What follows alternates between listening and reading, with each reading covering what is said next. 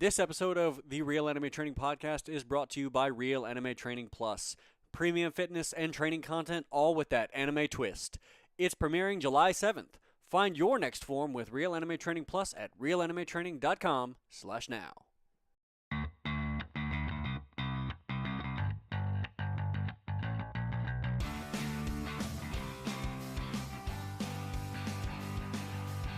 Hello, you wonderful people. Welcome to the Real Anime Training Podcast. I'm John Duffy. And I'm Stephen Ross.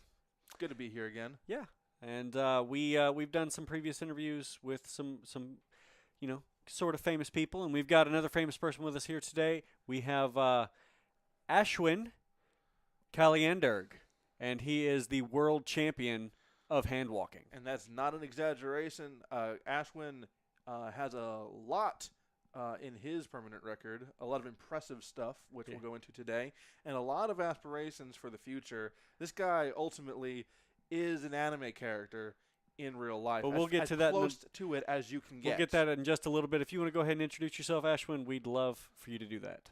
All right. Hey, guys. How's it going? My name's Ashwin Kalyandurg. I'm a fourth-year medical student from Nova Southeastern College of Osteopathic Medicine in Florida, and I'm the world champion of handwalking.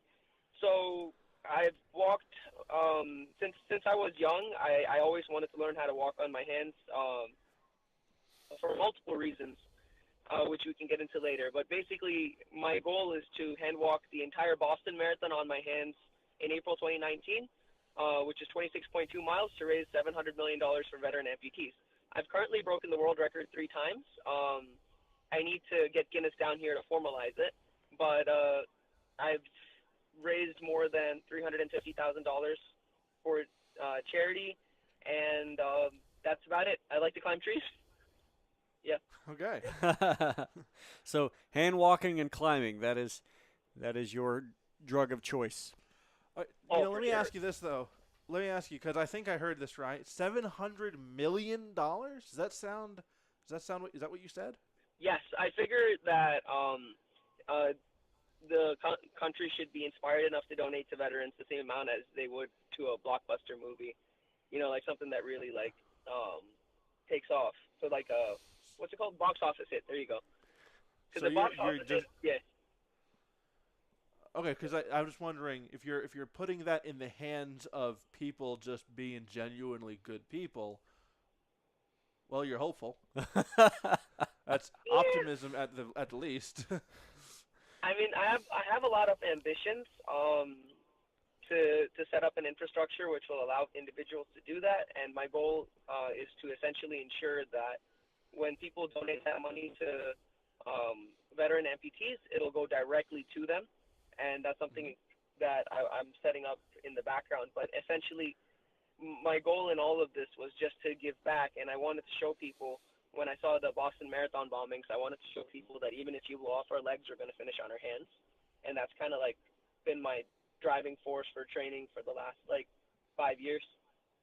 That's awesome. Definitely an inspiring motivation there. Let's back up, though.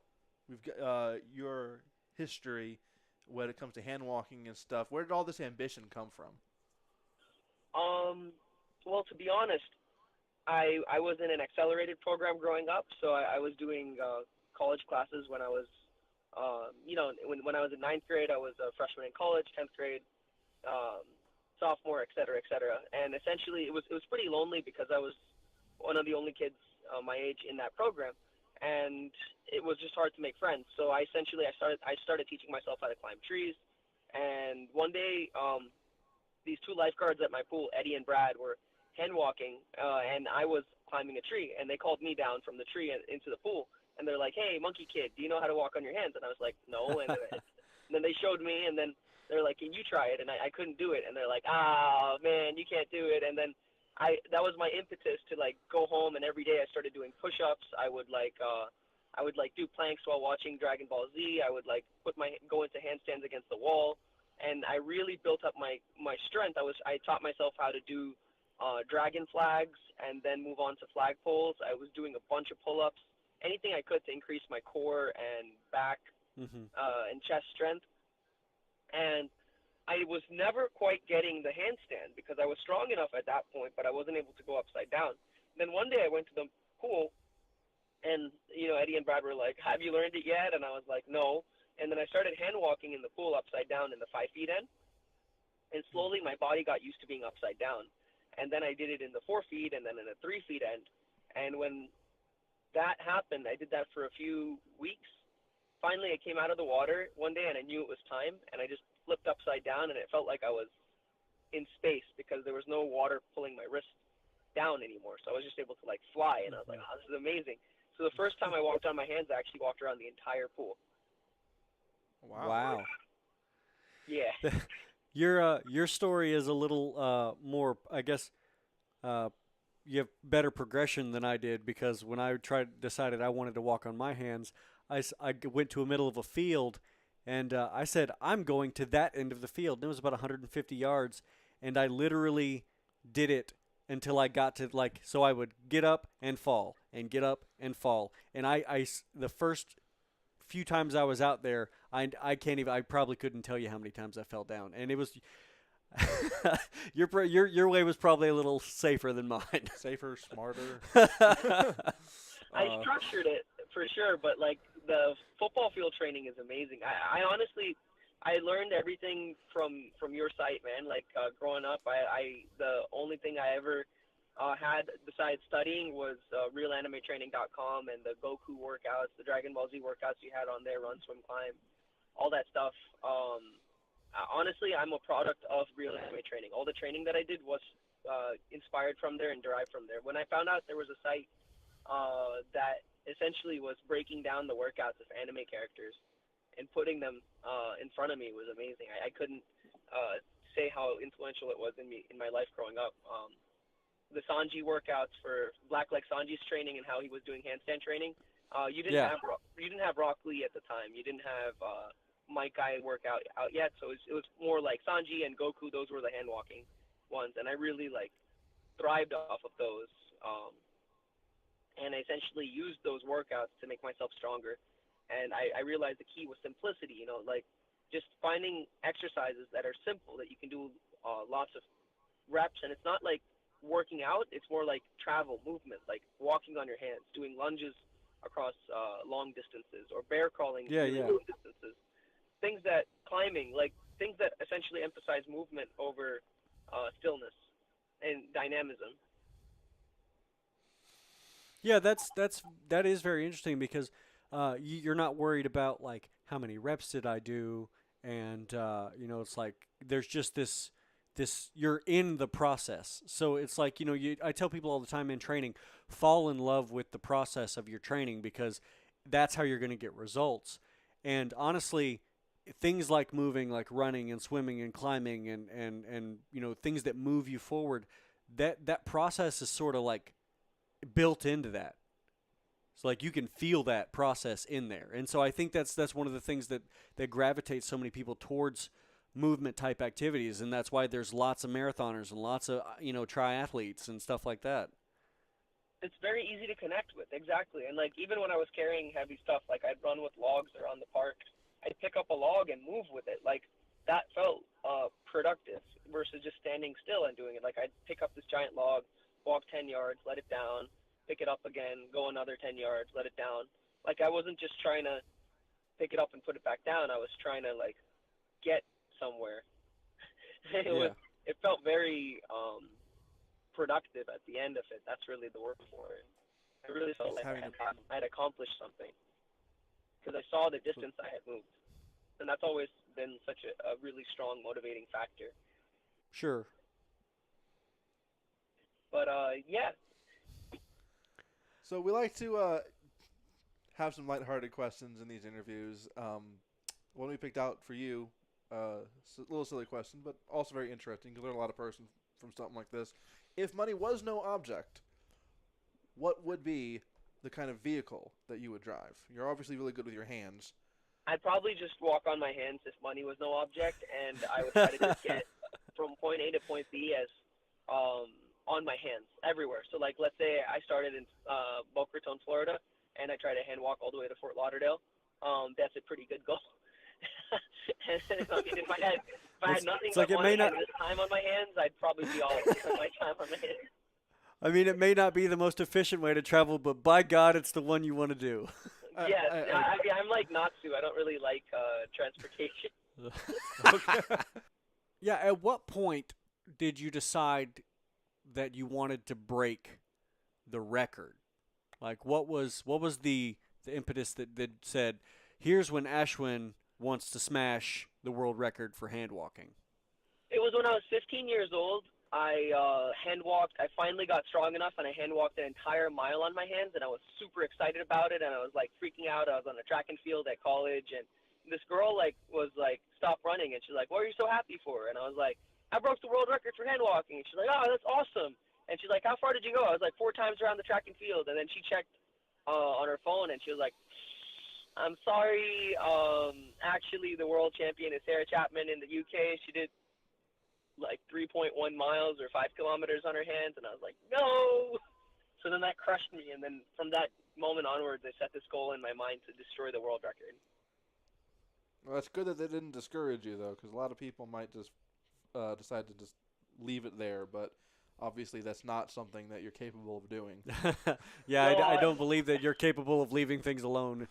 I can't. Like, I've tried. I've tried to, even when I was breaking the world record and I was like, my hands were bleeding and my mind was giving up, and my head, like I said, I grew up with not many friends, so when I finally had friends there with me and it meant the world to me, they were pushing me forward, and there came a point in time where music wasn't helping, my friends weren't helping, food wasn't helping, drink wasn't helping, and I was just like completely beaten and broken, and still, like, I just wanted to go to sleep, and it's still a part of me, like, essentially picked up my broken body and made me keep walking until I broke the world record.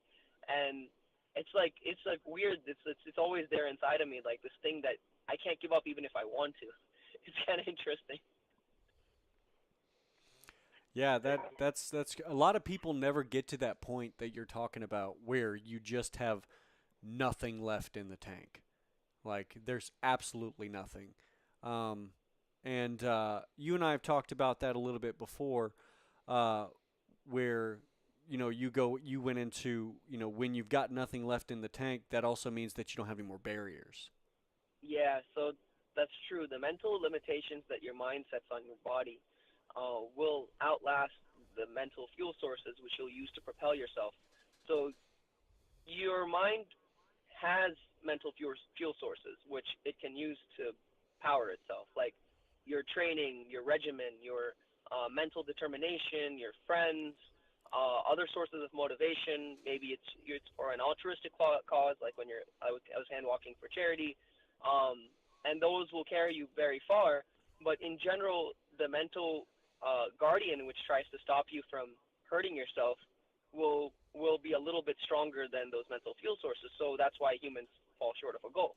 But what happens is once you push past that point itself, where your mind itself gives out, and your guardian kind of falls asleep. It's like, well, he's really gassed himself out to the point where he can't move. So what's the point of me, the mind, spending any energy trying to stop him from moving? He can't move at all. So it kind of checks out of work. It's like, all right, I did my job. He's not going to keep hand walking. At that point, your guardian that's holding you back is gone, and your mental fuel sources are gone. There's absolutely nothing left. And that emptiness actually has a lot of power in it, because at that point in time, pain doesn't mean anything, because your entire world is just pain. So it doesn't make a difference if you're lying down or if you're hand walking, because everything hurts so much already that it becomes like pain only matters when there's a difference, or like a delta, a change in. So if you are in a state of non-pain and you feel pain, then pain matters. But if everything you've been feeling for the last 2 or 3 hours is just pain, then more or less pain doesn't really make a difference. Your body's kind of already attenuated to the pain. So at that point, yeah. You're like, everything already hurts. You're like, well, I can't really tell. Your body's like, I'm sending you more pain, and you're like, I can't tell the difference. So I'm just gonna keep walking on my hands, and then you just go and you can break the world record. Yeah, because I mean, it's at some point there's only so many signals it can send. So at some point, it's safe to say that you unlocked Ultra Instinct. Oh, Oh God, yeah. Yeah, there's definitely the backlash from that once you're done with your feet, which is where the second time I broke the world record was in Quiet Waters Park in Deerfield in Florida. I did like 4.5 miles on my hands for autism, and Mm-hmm. I had done that ultra instinct part, which you said, which was like I broke the world record, and then I did another mile after that. So I broke my world record, and then I did a mile on top of that. And then my friends took me for ice cream afterwards, and then as I was like eating the ice cream, suddenly like I was fine, I was like sore but fine. Suddenly I kind of started going into like a little bit of shock because like my body kind of shut down, and I was like and they had to carry me in the car. Sure, I understand. Oh yeah, I completely get that feeling when you've pushed yourself beyond your limits and it just shuts down. I think it was the ice cream. It kind of made my adrenaline wear off. That's probably what it was. It was like the cold, the sensation of the cold hitting my stomach because my whole body was really hot and charged up. And then when the cold hit my stomach and when I relaxed in that environment, I guess Mm-hmm. my internal muscles, everything like I was tensing up, kind of just like relaxed involuntarily, and I was like, whoa, I passed out. Well, that sort of makes sense for a survival kind of thing because if you were in a situation where you were doing all that to survive, and that was the only thing keeping you alive, at the point later when when the first bit of relaxation that comes, your body goes, "Oh my God, we're safe now," and it's just like shut everything down. Yeah, I was kind of passed out. Woke up, they had like drove me back to their house, and I was like, oh God, this is tough. It was interesting though. It was an interesting experience, just feeling your whole body go limp at once. It was like, whoa. Sure. So in all of this, if you something that you keep coming back to, or is there a training method or particular workout that is like your go-to absolute favorite, and it's the one that like keeps pushing you? Because you'll see like there's a lot of marathoners and people like that have tried and true workouts that they know works for them for their sport. And so, do you have anything like that? Honestly, it's the easiest thing in the world. You just grab a friend with legs, and then you tell them, hey, start walking, and then they walk, and then you walk on your hands, and you go as far as you can, and just have a conversation. So, like, you go walk a mile or 2 miles with your friend. It's not really an issue for them. And the best part is I can work out with my friends who aren't that athletic, and it's still a great workout because, they're getting a walk, which is good for them. But for me, I'm getting, like, the workout of my life because I'm, like, a walk for a normal person is, like, 2 miles on my hands. For me, it's, like, it's a lot harder. So you get this awesome workout. The other thing is I climb trees a lot. Like, I've climbed trees in India. I've climbed trees since I was little. So, like, for instance, when I was in India, I was climbing this mango tree, and this orangutan climbed up on the tree, and he threw me out of it when I was 10 years old. So I was like, crud. He like picked me up. When I saw him, I grabbed the branch, and then he came up to me, and then I was like, oh, crud. And then he like looked at me, and then he smiled, which isn't like a real smile. It's them baring their teeth. Grabbed my shirt, flicked his wrist up, broke my grip on the tree like it was nothing. And then he dangled me over the branch, and I was like, don't drop me. And then he looked at me, and then he let go. I fell like 20 feet, hit the ground, created like a crater with my body. All the air was knocked out of my lungs, and then I was like, oh, crap. And then my first thought was, after a while, like I didn't think anything, and my first thought was, am I dead? And then the next thought, after like a long period of silence, was, I can't be dead because I'm thinking. And then he like came and looked at my body in the crater, like, I don't know, like Vegeta examining Yamcha's body after the Cyberman exploded on him. So it was like, That's funny. It was like, oh wow, you're alive, okay. And then he just left. Orangutan comes over. What a pathetic excuse for a climber. You call yourself an ape? We can literally grow you.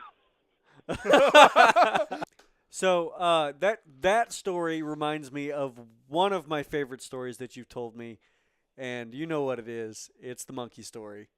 And I would love to hear you tell that, because this is the first time that I ever said to myself, this is the most anime person that I've ever come into contact with.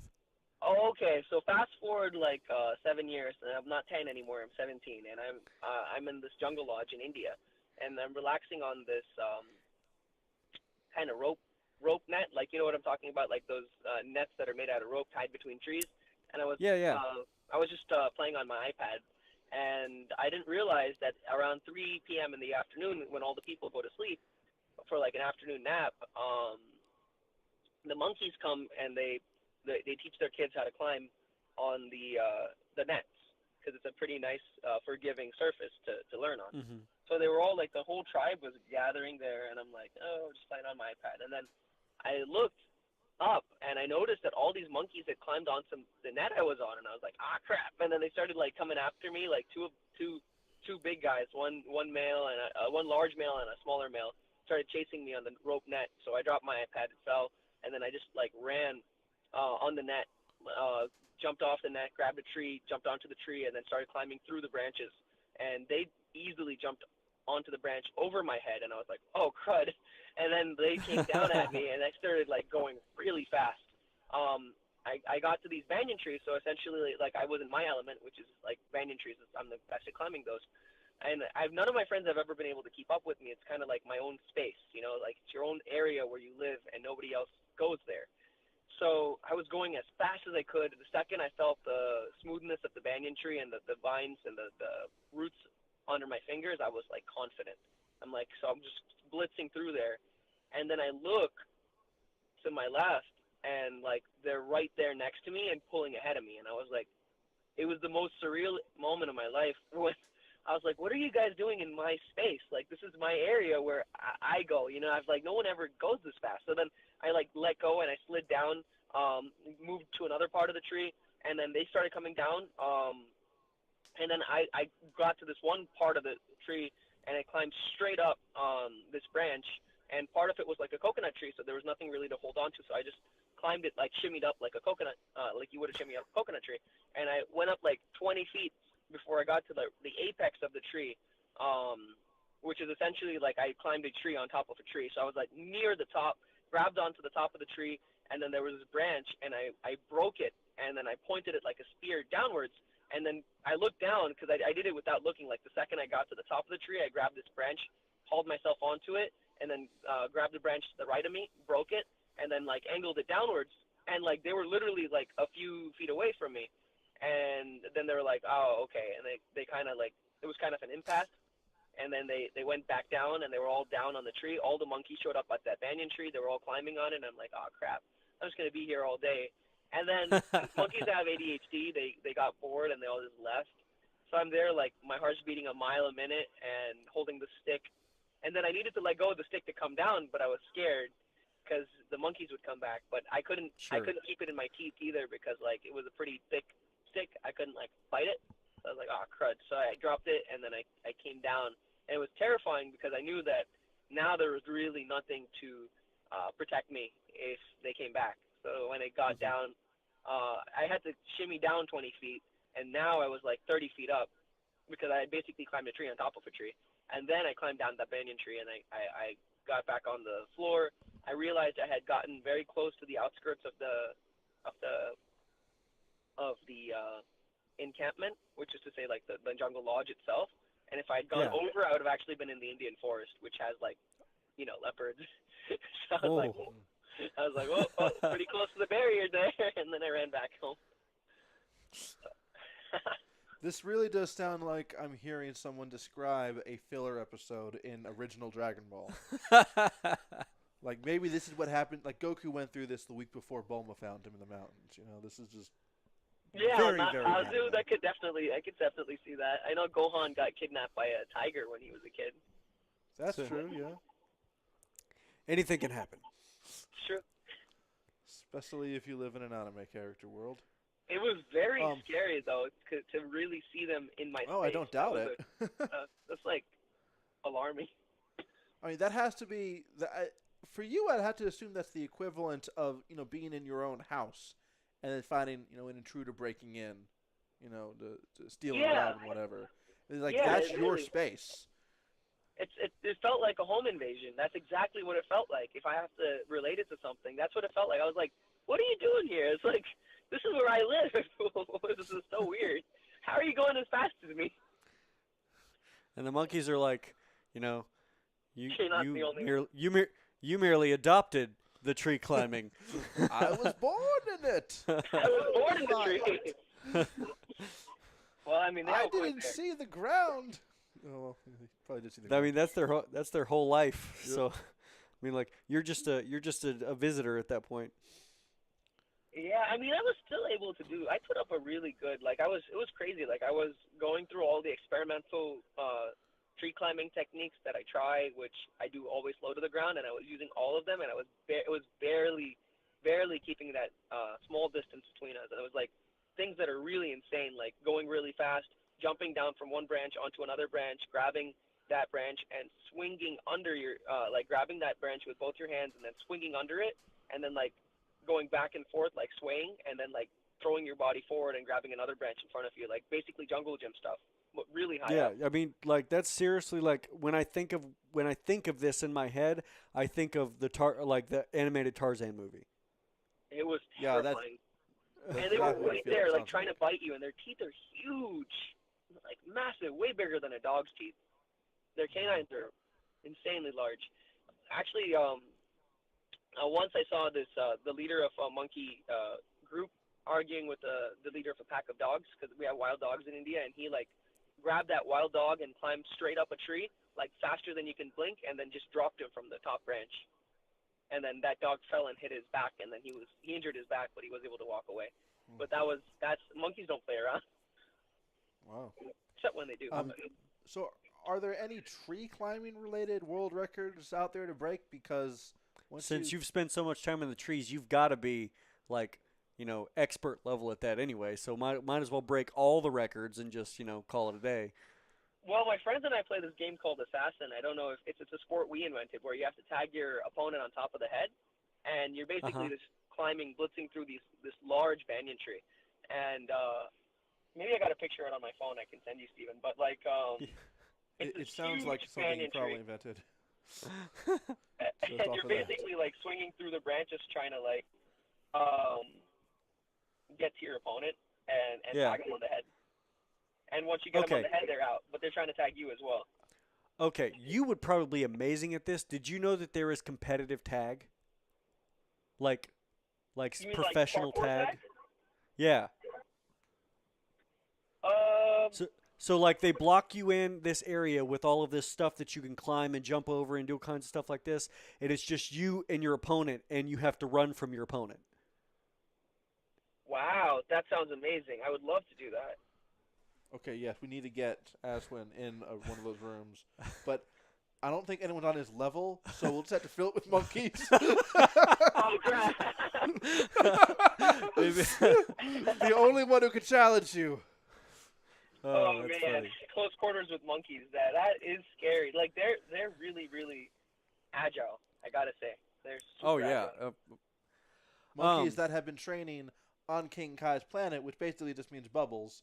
So, Ashwin versus Bubbles, professional tag, go. I would watch ESPN for once if that was on there. Only thing that would get me to watch ESPN. That's probably gonna be on like ESPN 5. I don't know if there is one or not, but Oh, I I'm feel sure like they just come up with something. I mean, Oh. they're doing video ESPN-Z, games now. right? Why That'd not? be really cool. Oh my God. ESPN-Z. If they had an ESPN-Z, that would be. EZPN. EasyPN. Yeah, there you Flip go. the S. And EasyPN, and then it's like, their logo is GG. It's just like,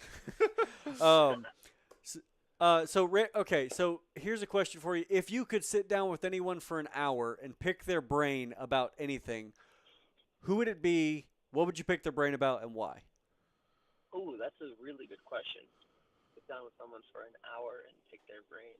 Anyone, like anyone, historical, famous, doesn't matter. Oh wow. Okay, so let me think about that. Whose brain would I want to pick? Who would I want to talk to more than anything in the world? I would want to talk to just to see where they were coming from and to learn more about who they were and what they had done.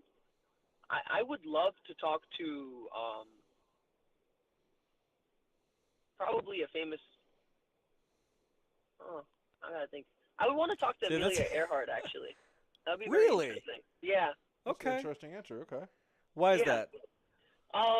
She broke a lot of barriers, and she got into a space which was dominated by traditionally males, and it was very interesting to see how she outcompeted her peers and got into a very, very elite status when it came to flying.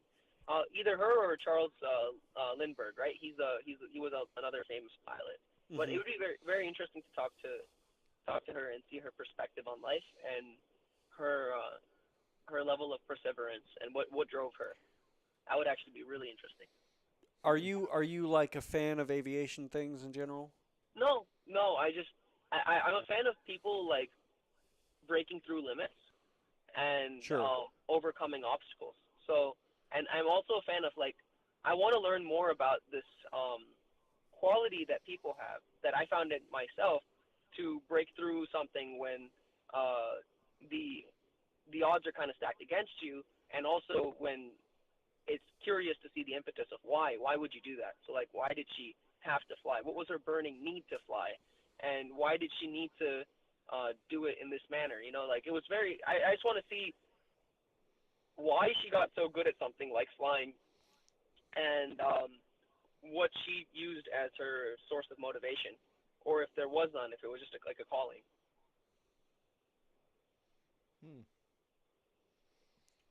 That That's, yeah, that's no, an that's interesting answer. that's a good answer. That's not an answer that I would have expected.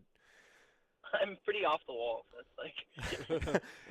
Yeah, look, brother, that's an understatement, and honestly, that's one of the reasons that I love you because you are completely exceptional in so many ways, and that's like I tell people about you all the time, like just because you're that awesome to me. It's like I can't believe there's a person like this that just lives like this as their life. I mean, it's like it's really really awesome to me. Thank you so much, man. I mean, like, I honestly like most of who I turned into was because of real anime training, because of the work you've been putting out. You know, like I didn't. I'm really a product of what you wrote. Like I don't know how to say that enough. It's like most of my life was just studying, and training, and that's it. Like, and I only recently like did I open up and start doing other stuff, but it's like. Nah, it's still mostly my life. So it's like it's very interesting to see. Like, it's I would have to say that you were formative in my growth. Like as from when I was 13 till now, I still use real anime training. I still look at the videos you guys post. So yeah, I mean this is just if you took a kid, put him in a really accelerated program, and gave him real anime training, you'd probably end up with me again. That's really that makes me feel good, man. That's very flattering to hear from you. Um, so what are your do you have a question, Duffy? Did you have a question? So we know that you've broken the world record for most handstands in an 8-hour period, right? You've done it multiple times, in fact. Correct? Yeah. Okay, so but there's been some problems you've told us, like in getting that recognized. What's like have you? Okay, so I have like a letter from a congressman, 32 witness signatures. I was mentioned in the news by like I was covered by 4 news stations, and in the newspaper, like in a couple of newspapers. But basically, But what Guinness happened still was, thinks that you're just making it all up. yeah, it's really annoying, honestly. Like, it's very annoying. It's the only way to really to do it is basically you got to pay him $1,600 so they can come down and verify, or if you have a official distance setter and you have continuous video footage where we had 4 hours and 30 minutes and the camera cut out for like a few minutes and then we turned on the camera again, and that was considered invalidation. Okay, It's so really we're gonna find a way to make this. We're gonna find a way to Yeah. make this settled. All Absolutely. We got to Even if figure it this out means- because you deserve to be officially the world record holder because you could probably smash that record, 3 times in a row, if you wanted to at this point. I mean, honestly, Even if that means- the world record as is right now, the 3.1 miles is nothing. I can do that Oh, a yeah. lot smaller now, yeah. Okay. So it's like, Even if it means us coming down there and making sure it happens ourselves, you need to have this thing official. that would be because amazing. Nuts. It'd be amazing. Guinness Book of World Records 2019 edition. Ashwin Kalyandurg, most hand walking in an 8-hour Longest period. distance hand walk in an 8-hour period. That would be so cool. Like that would be really cool. Oh man, I mean the thing is that I train a lot anyway, and because I'm trying, I do this thing called garage training where I go up and down a garage. I try to do it for 2 hours, and essentially I do that very regularly. And what it does is it really makes you stronger because going up an incline makes your body so much tougher. I'm just really training for Heartbreak Hill for the Boston Marathon. That's really the impetus of this, and because of that upward training, when I have to go horizontal now, it's like, I mean, on a flat surface, it's like very easy. It feels like you're like racing forward. Sure, I imagine so. The Boston Marathon thing sounds like it really is going to be, your series finale. It sounds like.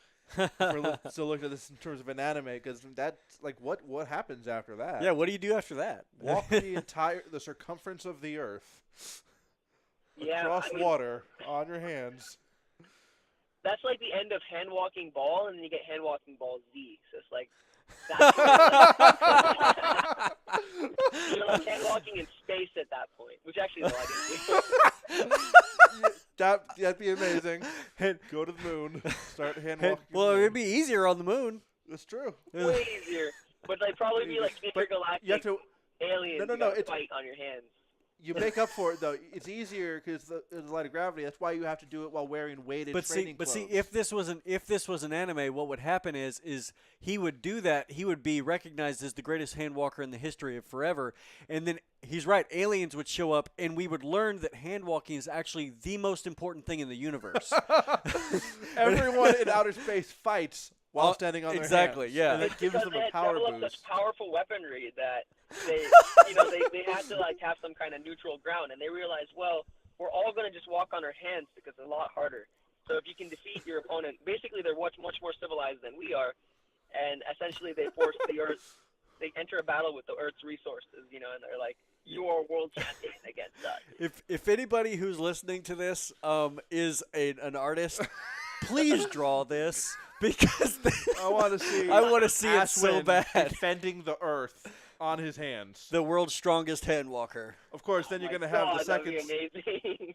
You have the next story arc where we discover there's actually someone else who pretends to walk on his hands, but it's like the Mr. Satan character of this world. He's actually not that good at it though. But no one. But because Guinness refuses to recognize Ashwin, this other guy who's not anywhere near as good comes in and steals all the glory. And then I realized in the end that it was just better to be the universe champion, and the universe recognizes my efforts, but Guinness. Multiverse recognizes your greatness. Exactly. And then Guinness will praise Mr. Satan. That's pretty funny, actually. So what? Hail Satan! Apart from conquering the Boston Marathon and walking across the continental United States and saving the universe via hand walking, what are your goals for the future? What are the things that you want to accomplish? Next year, 5 years out, 10 years, your life. You just whatever's most important to you. What are your goals? Well, I mean, like I said, I'm finishing medical school and I want to do my residency next year. But one thing that I want to set up, which was the whole reason behind this, was to create a way to help individuals and do it in a very transparent manner. So like I said, I've already raised like $350K hand walking for different charities, and I did this hand walk for Wounded Warriors a couple months back, and it was like 8 hours on my hands. At the end of it, a veteran came up to me and said, "Oh, I'm really sorry you did that, because most of the money doesn't go to veterans. It actually goes to the event organizers. So 80 to 90% of it just goes right back to the people organizing the event, and only 10% makes it to the actual veterans. So it's like very discouraging, and it bothered me so much, because I'm like, heck, if I'm going to be raising that much money and it's not going to them, give it to me. I got really annoyed. So, it's like, do you know what I could do with $350,000? I'm like, the things I could do is that, like, the amount of all-you-can-eat sushi and Shinju buffets that you can go to, it's like, divided that number by 8, and then I got mad. So I was like, you know what? I actually have a solution for this. So I'm making this multi-platform ecosystem on a blockchain, and essentially the way it works was I wanted to make this thing called a charity network, where uh, basically the whole reason why Bitcoin was created was to create a peer-to-peer transaction network between two individuals, and it was high fidelity. So imagine if there were individuals who, let's say, have gastrointestinal cancer, and you have a bunch of individuals who have that illness, and they are given addresses on the blockchain, so you know it's that person, and they publicly verify their identity and proof of illness, whether it's like a Facebook Live video of them in the hospital receiving chemotherapy with their family and friends or something of that nature. So now you have trusted individuals with illnesses, and they are all given addresses which you can donate money to in the form of cryptocurrency or regular money, because now you know their physical location on a blockchain.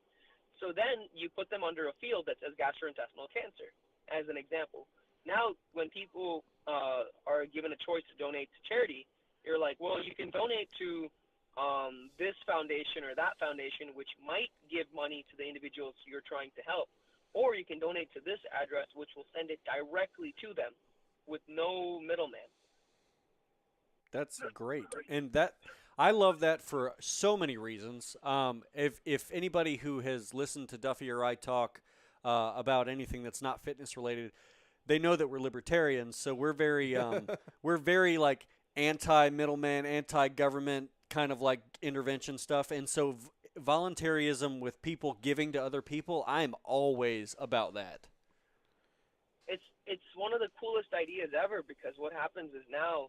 And that's why I'm almost ready with the company to launch it, but I want to have the charity network set up before I do the Boston Marathon. That's a good idea. So that way, when people donate the $700 million, I was like, I want to raise this much money, and people are going to be like, how do you know where the money's going to go? And you're like, well, it's right here, it's on the blockchain, it's publicly viewable on a ledger. You can see the money is going directly to a wallet address, which says veteran amputees, which is just consisting of users who are veteran amputees. That's it.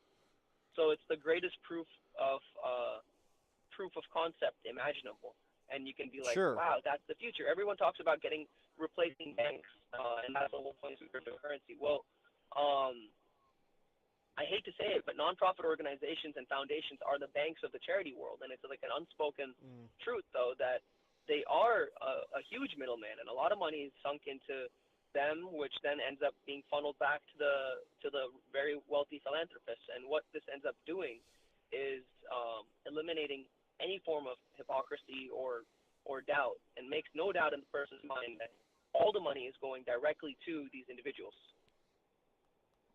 And it's, I know I said it earlier. The idea that people will actually just donate $700 million to that, to me, is idealistic. I don't have that much faith in people, but I do admire that idealism, and I would hope that it happens. And if it does, I can imagine that's got to be the best kind of product launch ever. And there's no way people wouldn't be talking about it. Person does Boston Marathon on his hands, raises $700 million with his own company. I mean, that thing's going to be like super newsworthy when it happens. well, yeah. I mean, I guess that is true as well. But oh man, how do I say it? There's the fruit of the labor, and then there's the fruit of the labor, and there's the labor itself. And what I care more about is the labor itself, because for me, it's like the Boston Marathon is going to be something that is very dangerous and very, very exhausting. It's most likely going to be a life-risking event or undertaking, and I'm fully aware of like the risks. So my whole point about this is to show the world that people are out there who are going to do something like this for individuals. But if everything works out, that'll be awesome. Yeah, and it's going to be a multi-day monster too. So I mean, it's like you go through the hell one day and you wake up and you got to do that all over again. It's truly going to be insane, and there's going to be so many. Me and my friend Austin invent these hand walking clubs. He's my engineer, and we call them the inverters. We have the inverters Mark 1, inverters Mark 2, Mark 3, and we're up to the Mark 4 right now. And essentially, they're 3D printed gloves, which were based off of looking at my structure and analyzing my gait when I walk on my hands. And they're almost like shoes for your hands, and they're the best things we have right now, but they're a little heavy. I can imagine these being upgraded in the future to something where your entire hand turns into a fist, and that gets wrapped up, and then you put that inside of, like, you treat your ankle like you treat your hands and your wrist like an ankle joint, and you put that inside of a shoe almost, which the shoe is a foot. You know, it's almost like recreating the ball and socket joint model. I feel like that would. Yeah, of course. I feel like in that you sort of would have to relearn your economy again, because like I feel like that would change the way that you that your ergonomics worked, because you know you're so used to being on the flats of your palms. It's going to raise up your center of gravity a little bit. It's even though the shoe itself is a wider base, your hands are still. Your fist is inside the shoe, so that's your only real point of contact with the ground. So, I sort of feel like while that would be safer long term, I feel like it might increase your overall difficulty for the individual, for the movement itself. Oh, for sure. What would be ideal is if I had an ultra-light, shock-absorbing material where I could kind of, almost like sandals that I could put on and then just run forward with no impact being absorbed into my hands. That would be awesome. Oh, yeah, that would be phenomenal. And I mean, like, if, I'm hopefully, in the process of you being interviewed a bunch and then all of the stuff that you've got going on, maybe there's an engineer out there that's like, hey, I've got something like that. Let me get in contact with you. Oh, my God. If anyone's listening, please, you have no idea how many times my hands have bled. I've had glass in these fingers. I'm going to be a doctor, please. I really need, like, if you're an engineer and you're listening to this and you have some kind of ultralight material that would be perfect for a hand walker to test, that has to be very resistant against friction and also shock absorbent and very lightweight that I could try on, I mean, please let me be your guinea pig. I will sponsor your product. Meaning, I will be your sponsor. No, be my sponsor. Like, I'll showcase your product. But if you're gonna give me a T-shirt, you're gonna have to print it upside down. Like that's what my friends. Okay, that's actually okay. We're gonna send you a upside down real anime trading shirt. Oh my God! Yes, my dream come true. Send me your address. We will send that to you. Oh snap! I would love that. Thank you so much. I'll literally train with that every day. You will be the only person. You will be the only person who has that. So. Okay, this is amazing. That would be the greatest thing ever. Oh man, here I just sent it to you. There you go. We've already got his address now. Fantastic. For awesome. those of you listening, he lives at 1, 2, 3. No. Just kidding. I'm not even looking at his phone. That's awesome. Thank you so much, man. I'm excited to send you that because, why not? You're one of my longest, longest readers, and you've done the most with it. And I'm like between you and probably Jack's Blade, I think you guys are the most successful real anime training disciples that I've had. Graduates. Oh my God, Jack's Blade is the coolest too. Like I always I love his videos as well, and it's cool. It's really cool. I grew up like I didn't realize Jack's Blade also was just a. Yeah, you're right. He was in the beginning just a disciple and reading off of real anime, and then he started making his own videos. So yeah, I've seen it from the beginning, and it's really nice to see how it's grown. I kind of like the old website because it's very nostalgic. You've really modernized the new site a lot. It's nice too. Oh, that was me. Yeah, that was all Duffy. I lack any technical skill as far as like doing any of that stuff. So I was like, technical skill, graphical skill, yeah, graphic design, video editing, none of that's He's none of the that's trainer. I'm everything else. Yeah, including student. So still need him. Yeah, so Duffy's my current student, and so we're gonna hopefully turn him into something when he finds whatever he loves, we'll hopefully turn him into something that's really amazing with that. No, I tell you, breaking a world record sounds pretty cool. Okay. I don't know, what world record. It's not going to be handstands. I'm too good for that. I'm going to leave that to Ashwin. Oh, No, look, even if I could break that record, Ashwin deserves that record. At this point, no, that'd be not good. What would you go for? What's your interest? I don't know. I mean, I tried to. Okay, so Steven wanted me to do something special for my training to kind of give me a win because I've spent years without a win. And so I did a Spartan sprint. I was literally the second to last person to cross the finish line, and that's only because Steven let me go ahead of him because he went with me. But that training, that race wrecked my body and my training, and I'm still suffering repercussions from doing that. So I really need to pace myself more. And I was thinking, I don't know, push-ups, sit-ups, if I can master a body weight exercise like that and just do as many as I can in an hour. In fact, while you were talking about your world record stuff, I was actually kind of briefly Googling, what is the world record for most sit-ups in an hour? It's a lot. It's a lot. No, it's definitely a lot. And, maybe in a few years. The calisthenic rep, count for those world records, those are, tens of thousands of things for stuff. So, they're pretty insane. Not for an hour, actually. Oh, not for an hour, but I'm talking about in a day, yeah. One thing I love is gamifying exercise. So, one thing that I like to do with my friends is we have a full soccer field and we play soccer on all fours, like bear crawl soccer, where you can hit the ball with your hands or with your legs. Maybe something like that. I don't know. It's just some a whole body exercise that you get really, really good at, which is working pretty much every muscle in your body. And Duffy loves games. I do love games. I was a big gamer before I was an anime fan. Or even just paintball or running, jumping, ducking under stuff, taking out your opponent, moving very quickly. I feel like you would love that and you get very good with it because there's a tactical and analytical part. But the rule is you could be you can't camp, you can't snipe, you have to just keep moving. So game of paintball where you have to keep running. If you stand still for longer than 10 seconds, you have this timer on your body that goes off and you lose the game. Oh, there you go. That would be. It's like if your pedometer is not going the entire time, you die. It's like Speed, but that.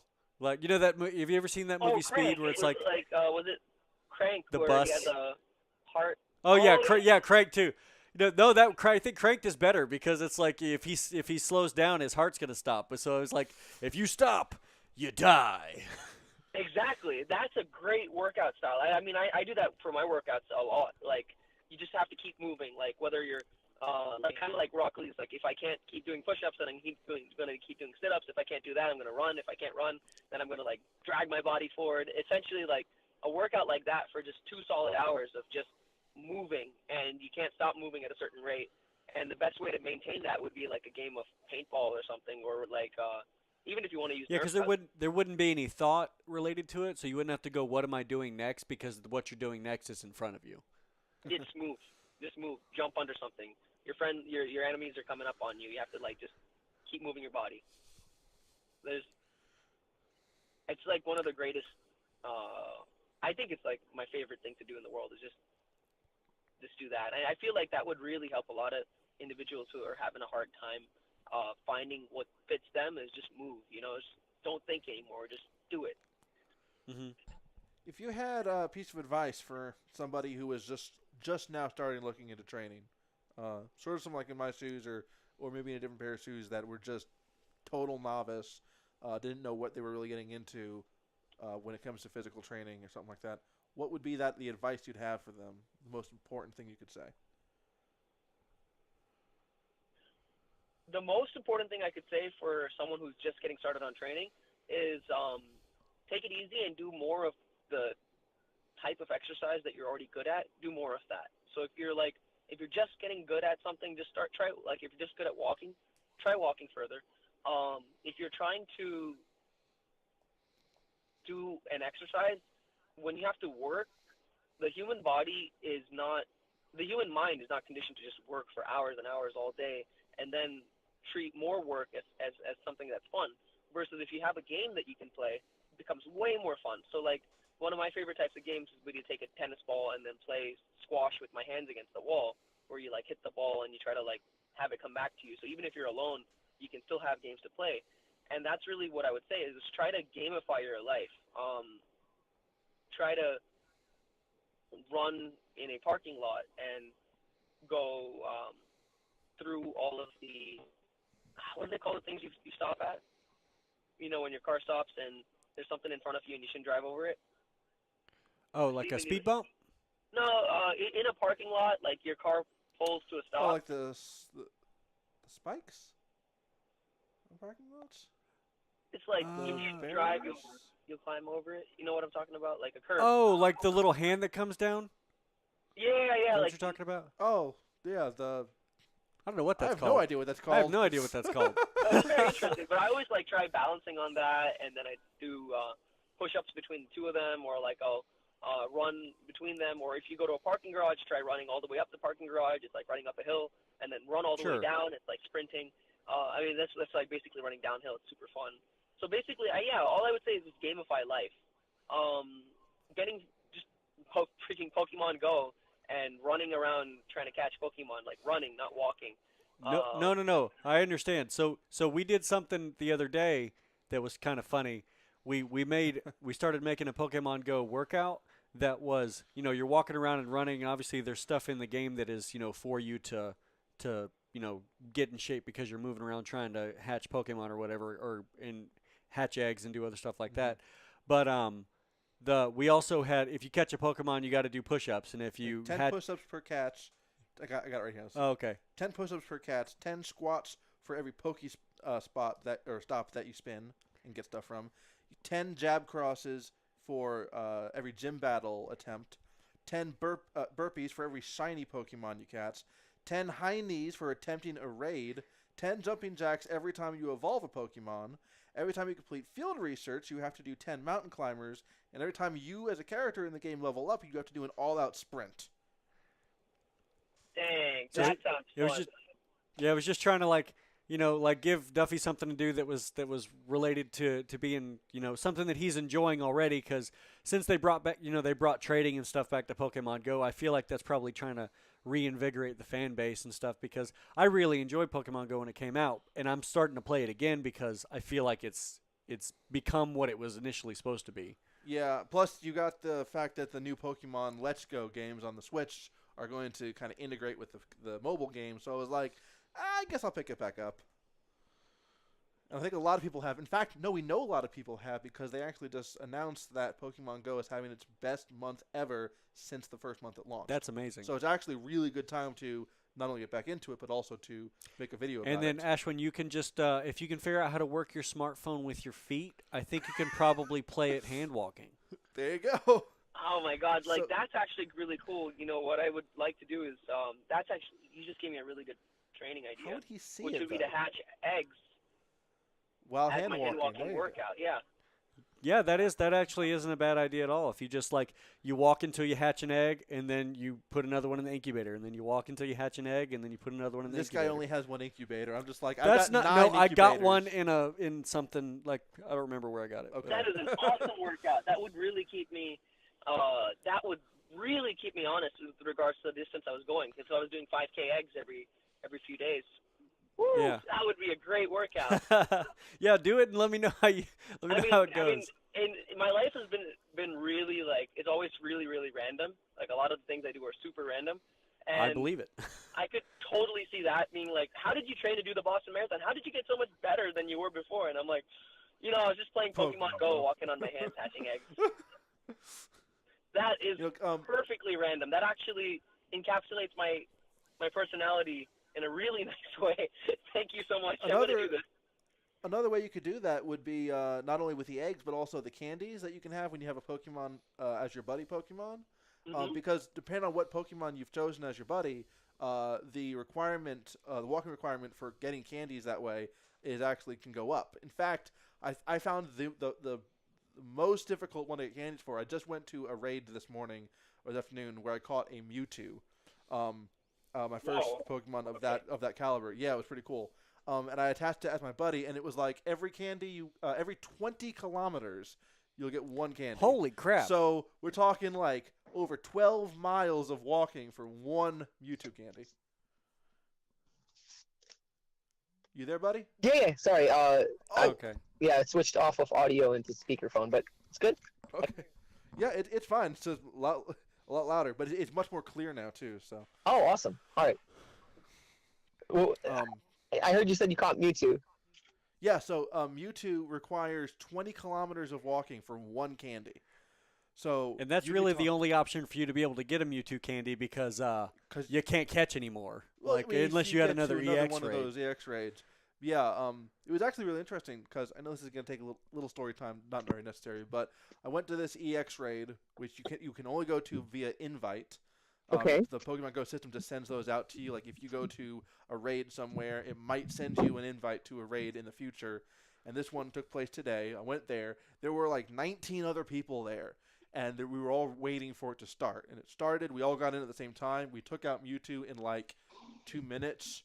And Dang. then I was one of the lucky ones to catch him because some people actually didn't even get that That's chance. so sad. They didn't get the chance? No, they got the chance, but he broke out of the Pokeball every time because it's like it's random. And when you do this, they don't let you use your Pokeballs. They give you special Pokeballs that's only for this catch. And if you run out of them, then you run out of them, and Mewtwo will leave. That sucks. I went through most of them, but I managed to catch him. I had to use a lot of berries. I managed to catch him. But 20 kilometers, we're talking over 12 miles of walking just for one candy on him. That's and, to turn him from what, level 1 to level 2, or what level do you catch him at? 50? Oh, well, so do you play Pokemon Go? No, honestly, I have a very basic phone, so it doesn't have a lot of memory space on it. So That's fair. I actually made a lot of money when Pokemon Go came out because I would go running with my friends' phones They'd and pay I'd you. catch their eggs for them. That's great. That's a fantastic business model. I love it. I was a Pokemon courier, and that was actually made me a lot of money as a summer job during med school. That's phenomenal. So the really simple way of putting this is we're hearing some weird feedback, some like wind feedback. There we go. It's down now. Better? Okay. Okay. So yeah, there's to make it real simple. They don't use levels in Pokemon Go for some reason. That was too complicated, I guess. And now it's replaced with this number called CP, stands for Combat Power. You get like a Rattata that's got a CP of like 30. I almost called it a Raditz, a Magikarp with a Raditz with a level, a CP level of like 10. But then like Mewtwo, the one I caught, had a CP of 2200. So the Combat Power can range quite a bit. I know that if you manage to evolve a Gyarados properly, you'll get like 3000 or something like that. So, for some reason, I guess Gyarados can be stronger than Mewtwo. It doesn't make much sense to me. But yeah, that's how that works. And the candies that you get are you can feed them candy to power up their CP. So that's where that comes from. Yeah. That's So, interesting. 20 Do they have kilometers. Dragonite in the game as well? Yes. Oh, Dragonite's my favorite. Oh yeah, like they've got everything from Gen 1 to Gen 3 right Yeah, now. Gen 1 to Gen 3's on. Oh, so they've even got like Sceptile. Yeah. Yeah. And Uh, Ghost in him. I think yeah, Wow. they got I just I've only caught one of the starters from that gen. I caught Mudkip or Yeah. Okay, yeah. Yeah, I caught a Mudkip. Mudkip. But yeah, so I've only been playing for a few weeks, and it causes stress at work because Duffy and I fight over gyms. There's a gym right next. So I have to pick Steven up for work every day. I just get him and drive him back to my place where we got the office at, and he's got one gym next to his house, and sometimes just to be a bit of a jerk, I'll capture his gym because you do this thing where you can go to a gym battle. If you can clear out all the Pokemon, you can put your Pokemon in Oh, there. sure, yeah, I know about that. And you can, yeah, so I'll take it because we're on different teams. He's Team Valor, I'm Team Instinct, which is basically the Hufflepuff of Pokemon teams. But anyway, yeah. So enough about Pokemon Go. It's never enough of Pokemon. Cool. But no, it is time to get off. We absolutely thank you so much for doing this interview. I'm glad that we tried to do this before we had some technical issues. I'm glad we got all those sorted out this time. And it's always a super pleasure to talk to you. I'm going to get you that shirt as quickly as possible. Yeah, yeah, I mean, do you have anything else that you'd like to say before we wrap up? Honestly, no. I just want to say, like, if anyone's listening, like, this real anime training changed my life. I can say that for sure, without a certainty of a doubt, beyond a certainty of doubt. Like, I wouldn't be the individual I am today without real anime training. Like, it was formative in not just my growth as an athlete, but in my personality and what came out of creating who I am. So I really am grateful for real anime training, and thank you for giving me the opportunity to talk here, because it means a lot to, like, Steven, you were kind of my hero growing up, because I was like, you were posting all that stuff, and it was like, oh my God.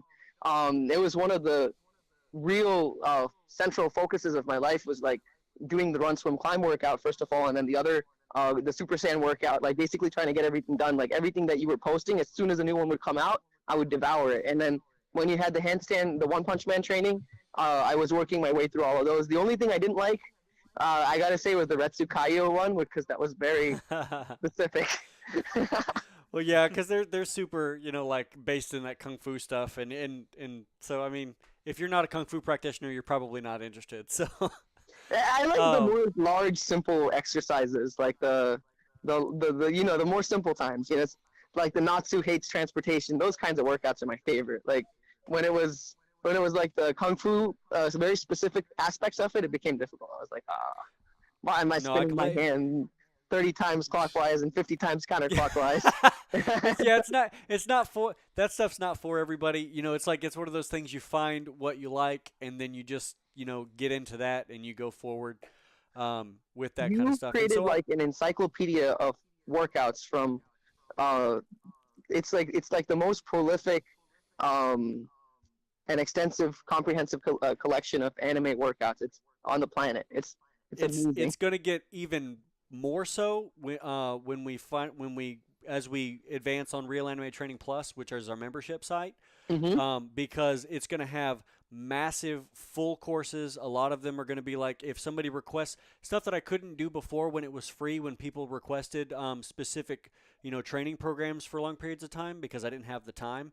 Because it's a paid program, I can now sit down and go, let me make this whole thing and make it available, because it's something that I can afford to do. We're turning this into a full-time job for us now. So there's going to be a massive exercise library, hundreds of videos, like lots of different stuff available, education modules. And then there's the community where everyone who's a part of Real Anime Training Plus will be there to help each other with encouragement and advice and support, and just share their stories. So yeah, if you thought it was comprehensive before, let me tell you, it's... Oh my God, sounds amazing. It's really cool, actually. We'll need to get you in there. So is there anywhere that anybody can reach you on, like on Twitter or like a Facebook group or anything like that? So, like... I mean, they can just look me up on Facebook. You can just share my Facebook page. You can never have so many friends. Yeah. Okay, if cool. you're cool with that, we'll do that. Yeah. And if you're an inventor and you heard that story, or you're still listening and you're here, please use me as your guinea pig. I will test out your experimental rogue-resistant designs for my handstands. Please, I need it. So, Ashwin, I've developed this radioactive glove that might help you, but it could also kill you. Where can I sign up? Where's the waiver? That's the real superhero mentality right there. It's like, I could die, but I'm on board. I'm definitely on board. Anything that makes it easier and reduces that impact on my wrists, oh my God. It's a dream come true. All right, this might give you superpowers, but you could also die. To quote the Green Goblin, first, expose yourself to some gamma rays. Afterwards, one of two things will happen. One, you develop superpowers in about a week or so. Two, you die a slow, horrible death. I thought you were going to say develop cancer in about a week or so. That's terrible. Very accurate, though. Oh, God. Very accurate, yes. Well, that's about all the time we have for this. Thank you so much for talking with us. I'm sure that people are going to love this, because, like I said, talking to you is one of my favorite things, because you're just everywhere. You're just all over the place, and it's fantastic, and you're good at everything you do. I just realized Not only does he need an engineer, he needs a composer. Because this guy needs his own anime theme song. He does need his own anime Whenever theme you're song. doing whenever you do this thing and send it to Guinness World Records, we need to have like an animated intro, and it's like it got like that Dragon Ball feel to it. Definitely that Dragon Ball field. That's where my heart is. So Get yeah. a Limit Breaker parody. Oh man, you'll definitely get that moment. I'm gonna try to push past it. I really hope that we can do it together, because I'll definitely try to break through my limits and go far beyond what the world record is right now, like the official one. I want to try to go for 5 miles. That's amazing. I can't wait. I'm freaked out. I'm super excited. Definitely. Thank you so much, though, Ashwin, for being here. We're gonna sign off. Yep. I just got to this tree and I'm gonna climb. So. Awesome. Have fun, man. Train hard. I will. Dominate that tree. Bye, Talk guys. to you later. All right. Bye-bye. And guys, thank you for listening. Until next time, good luck. And train hard.